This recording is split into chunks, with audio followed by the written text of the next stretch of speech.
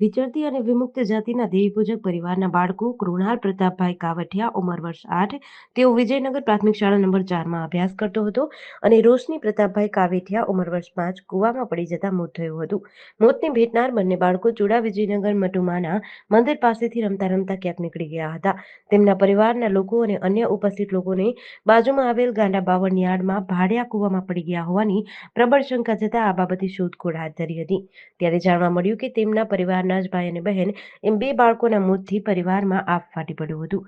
ઘટનાની જાણ થતાં ચુડા પોલીસ સ્ટેશનના પીએસઆઈ એચ.એસ. જાડેજા અને તેમની ટીમ હોમગાર્ડ જવાનો અને ગ્રામજનો દ્વારા ઘટના સ્થળે દોડી આવ્યા હતા. ત્યારબાદ કૂવામાં પાણી વધારે હોવાથી તેને ઊંચેલી મૃતકોની બોડીઓને બહાર કાઢવાની કામગીરી હાથ ધરાઈ હતી.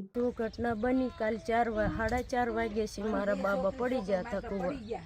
છોકરી છોકરો બે બેબીન બાબો બે પડી ગયા કૂવામાં અને જીવાય બી જતો રહ્યો. અમને ખબર નથી. અમે જોવા ગયા હતા, અહીંયા હતા જ નહીં. સગનભાઈનો કૂવો કહેવાય અને કાંઠા વગરનો છે, બાંધ્યો નથી. કેટલી વખત કીધું પણ માન્યા નહીં. તો આટલી વિનંતી છે કાં બંધાઈ દો કૂવો અને કાં તો બુરાઈ દો. આટલી આજ તો અમારી સાથે આવું થયું, કાલ બાળકો બીજા બી થાય. અમારીથી નથી જોઈ જવાતું, બીજાથી જેમ જોવા છે.